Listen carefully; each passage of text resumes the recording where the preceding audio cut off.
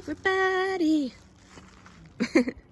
It's Bren from Kindred Acres Homestead, and I'm in a good mood today. It's a beautiful, beautiful day, and I don't want to show you too much of my patio area because that's a new surprise I'm working on, and it's looking amazing. I'm super excited.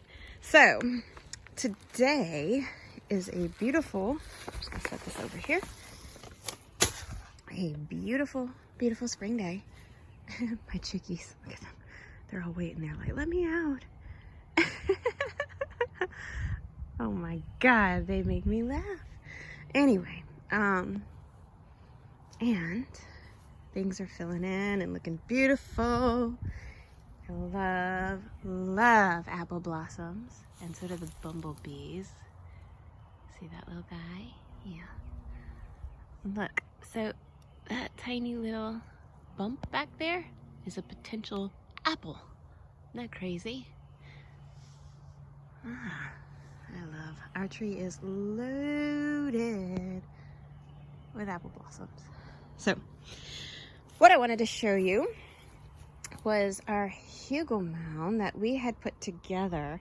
I should say more like a berm, because I didn't sink them in. I sunk portions of it in when I felt like it, and I didn't cover it with finished compost on top. I covered it with halfway composted wood chips and let it set for a year. So it's like logs and food scraps and leaf litter and chicken manure and wood chips. And then I let that sit for a little over a year, and it was finally broken down enough. I had put a couple test plants in there to see how they did, and they thrived amazingly beautifully. So I went ahead and planted it out, and now it doesn't look full yet. I'm gonna walk through and show you, but that's because I just planted it out, and these are young plants and they'll fill in and get big, and most of them are perennial. I popped in a few annuals because I really enjoy them. But this is what we are calling our pollinator row. So we've got some borage here. We've got all kinds of goodies. So this is at the base of our apple tree. Clea put that little decoration there. Lemongrass. And then down here, these were a mystery plant that my sister gave me a pot of soil and had some bulbs in it. She's like, I don't even know what they are. They were dried up in the base of some hard, dried soil. And I'm like, I'm just gonna throw them in the ground because I felt bad just throwing them out. And they turned out to be these really pretty purple irises. We've got, look, she's about to flower. Look at that. I can't wait to see that. And our tea mums, but they got bit by frost, but they'll bounce back. See, they look a little yellow and burnt, frostbitten, but they'll be fine. They're a hardy perennial, so those leaves will just eventually dry up, fall off, and new leaves already are coming on there. And we put all kinds of purples and pinks, and I need some more yellows. What is this guy? I forgot. Oh yeah, that's the chocolate chip ajuga. And I think I put some sunflower seeds back there, and they're coming up. I gotta clean this area out a little bit more. This is our other apple tree also. Lots of blossoms, looking beautiful, strong and healthy. But some grass got in around here, and so I need to clean that up really well and plant that out with some perennials. See, another little flowering. Our strawberry, we decided to leave the strawberries just kind of draped over. It's acting like a ground cover. We just popped in some beautiful perennials in between. And oh, look how pretty. Just so beautiful. I'm so excited. And I know this guy's an annual, but they readily self-seed. That's Perla. They will drop their seeds like crazy, spread everywhere. I know some people are gonna be like, you're nuts for putting it in. I don't mind, so it's all good for me. I have plenty of space. I don't mind for stuff spreading. Patchouli, that one got frostbitten because I forgot to cover it, but it's got some new leaves coming on, so it'll be just fine. I put some all heal, which is a medicinal herb, but it also sets out some dainty little flowers, and this will spread and cover just as much as the strawberries do. So it'll stay down low underneath the base of the taller flowering plants. Looks like I put some sunflower seed here. A moringa tree, little tiny baby seedling. Don't know what I put there, but it looks like I put something there. Got some more of these really pretty flowers. And finally some yellows, right? I don't know, I didn't do it on purpose. It just so happened to be that everything I was drawn to was pinks and purples. And then now I see some yellows. It looks like I need to add some white to here too. Oh gosh, and what is this one? Tick seed, I think? No? Yeah, Coreopsis. Okay, and then I don't know what that is. I didn't put labels on everything. And then we have these are our cherry bushes. These are bush cherries. So these are look, they're already getting ready to flower. A pie type cherry, and they stay in bush form. You can keep them trimmed low, or you can let them get to about, I think the tallest they would probably get is 8 feet roughly. But you can keep them trimmed very low. It's a low bush type. And you can eat them fresh, but you have to make sure they're fully ripe. But they're better off made into pies. Pies, jams, and jellies. Anyway, so we're gonna let this stuff grow and fill in, and then we'll see where we need to pop in some more, because you know there's always room for more. And as I see things that I really like and want, plus I want to leave room for things that are going to flower in different seasons. So all of this is flowering right now, but then come spring, or summer or fall, when some of these start to drop their flowers and like kind of just die back, I want to pop in between things for different seasons. So that's why we kind of space stuff out too. And I plan to finish the hog panels all the way down to the end and to here. Right now, this is my little, what I call rustic setup, because this is what I had handy. And it was just something to help us keep the chickens, and at the time Hazel, out of the garden. And it made it easier for us to not have to watch so closely. So eventually I'm gonna finish this off to the end and then make like a gate right about here, actually straight that way, and then have that gated off, as that's our tender annual garden. And then there's our babies waiting to be let out. And then this area they can free roam.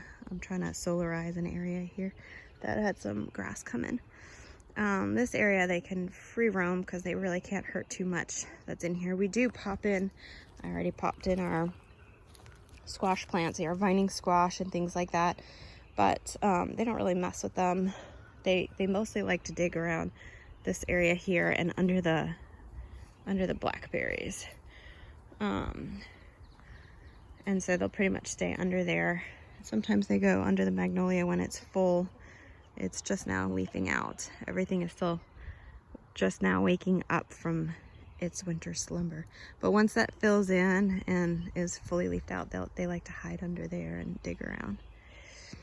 Anyway, so that's that. I just wanted to show you our pollinator row, and then once I finish solarizing this, we're going to cover this with wood chips. As you can see, we're extending. We're going to the end of there, and then it's going to have the landscape timber stacked, and then up the side is going to have landscape timbers stacked to prevent grass from getting in, and to make it easy so I can weed whack along the edge and not harm any plants, and so that I'm not splashing grass and weed seeds back in when I mow and things like that. So then I'll all be edged off.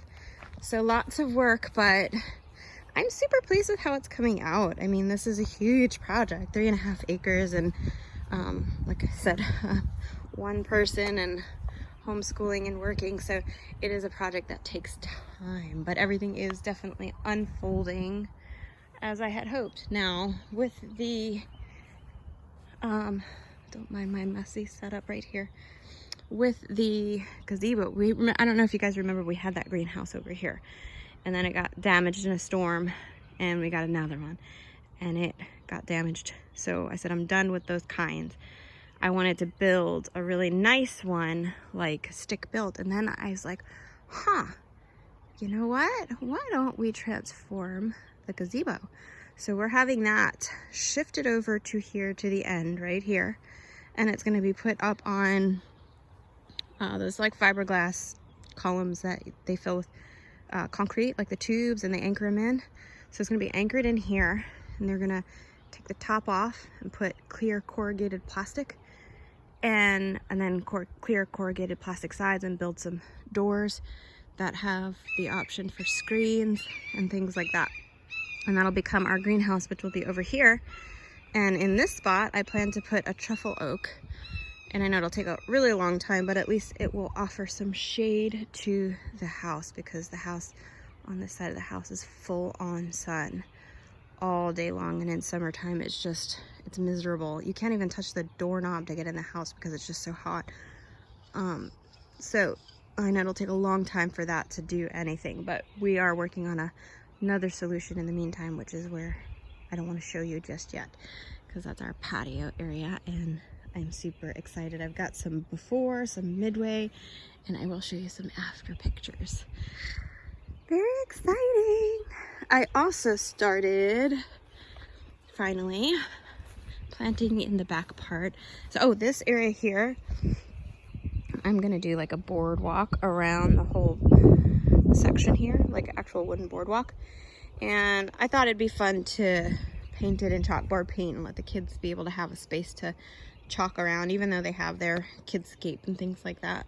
I just wanted to add that little element of playfulness and fun back here. Not that there isn't enough of that, because when this fills in, it literally, it's not a food forest, it's a food jungle. I know it looks naked right now because everything is dormant still, but when this fills in, you're literally climbing under, over, like you can't be seen if you're in there. Where are you? Like literally like that. Back by the banana tree. It's hilarious. And it's fun. You know, it's like the secret garden, and it's like a maze of amazingness. And it seriously feels like you're in a whole nother world. It does feel like a jungle when this is all filled in. So my next goal though is, now that I have the staple items in place, the major perennial food items in place, our fruit trees, our perennial vegetables, and ground covers and taller stuff that's still small, but we'll get there. We've got those things in place now. So now I want to pop in some fun things that'll give us interest all year round. Maybe some evergreens, and just some additional fun things that'll make this look pretty even during the winter months, and even as we're coming into early spring and things like that. So that'll be next. But as you see, I'm not even finished with this. I have to finish. There's a Fuyu persimmons. I've got to finish. This is the line what we're stopping at. So I've got to finish wood chipping all of that, and then do our border, our landscaping timber borders and things like that. But what I wanted to show you is I finally started planting out in the back side here. So that's a very low wet area. It stays wet even in summer. It always stays not wet, but definitely damp in summer. It's not like we can't walk back here. I'm walking back here right now and we had a rain, but the soil is definitely moist, and it stays moist. And it doesn't get full sun.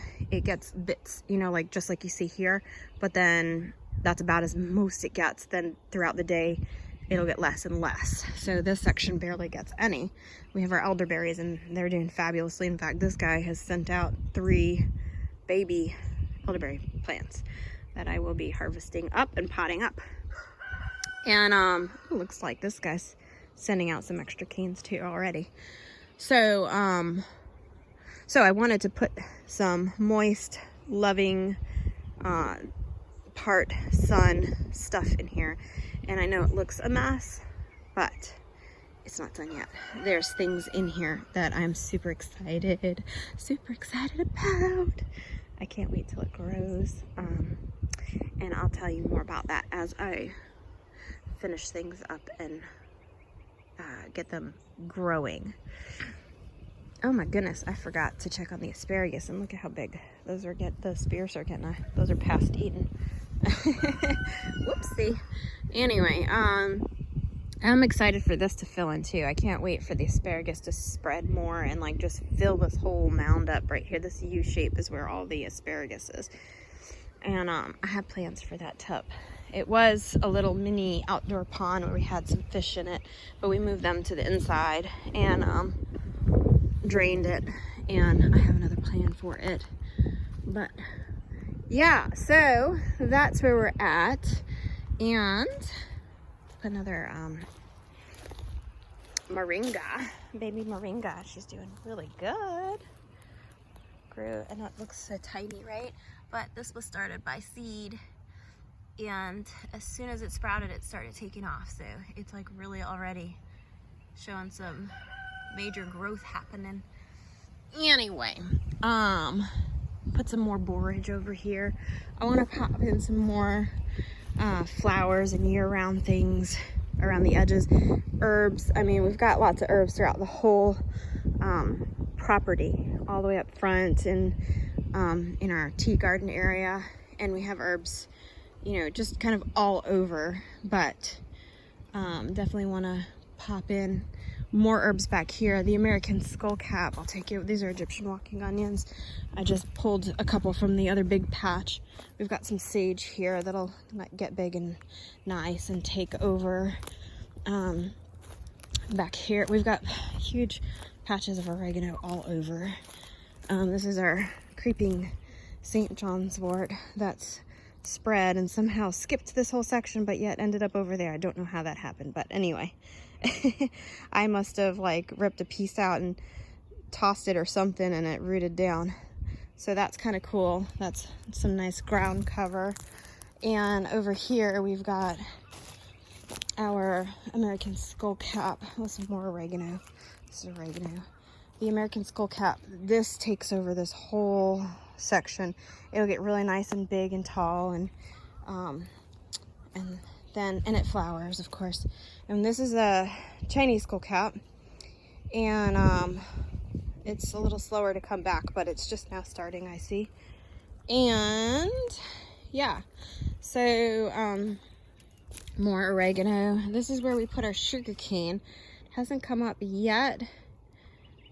I'm trying to look and see if I see any signs of it yet. Not actually. No, that's not it. That's skullcap. Yeah, that skullcap really does spread a lot. So make sure you have the space to be able to allow it to spread. This is our giant tithonia, our giant Mexican sunflower. Where did I put the starter in? It's in here somewhere. And there's more oregano coming up.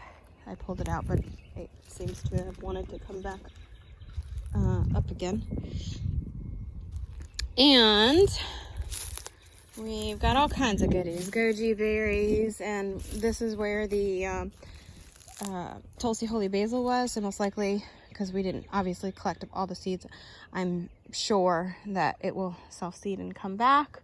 And we also had some bronze fennel that will self-seed and come back, and more goji berries and the figs and things. So yeah, that's where we're at. I just wanted to show you really our pollinator. Oh, all of this is bee balm that totally spread and took over underneath here. And then of course you could see our white yarrow patch. We have another patch on the other side, but this one is looking much healthier and more lush. This is all white yarrow. And then we've got our comfrey patch, which I kind of over harvested a bit. So I'm giving it time to rust, and look, you can already see it's spreading back through again. Now when I harvest the comfrey, I harvest from the center instead of the outside, because it tends to go into scare mode, is what I like to call it, when you harvest it, and it's like, oh no, somebody's taking some of me, and it shoots out more. So if you harvest from the center, it's less likely to spread outside of the bounds of where you want it. And so far it has not been an issue. It stayed pretty much right in this section where I've wanted it, and it's 2 years old, 2.5 years old. So the method actually works. So anyway, I gotta cut back the daisies and they will come back up good as they're already coming up in the center. And our eucalyptus, I absolutely love eucalyptus. Love the smell of eucalyptus. So we do have some herbs and things back here, but definitely going to be adding lots more. And you know, it all takes time. We've got the irises here, the cannas, and they're coming back with and then the grapes will go around. These are the Concord grapes. My table grapes are in the patio area, which I will show you another time. And then the back section there is going to be bunches of herbs. We did like marshmallow and all kinds of fun herbs and stuff back there. So I'm excited about the Pollinator Row, and wanted to share that with you guys. Ooh, got something in my throat there. And so I will keep you posted as it grows and fills in. And then once we start, yay, I finally woke up.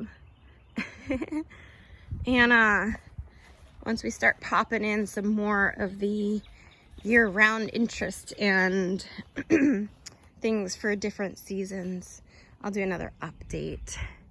Our veggie garden is doing pretty nicely. Got lots of leafy greens and stuff that's bolted from our winter garden that we're leaving to go to seed for the bees, and of course for us to collect seed.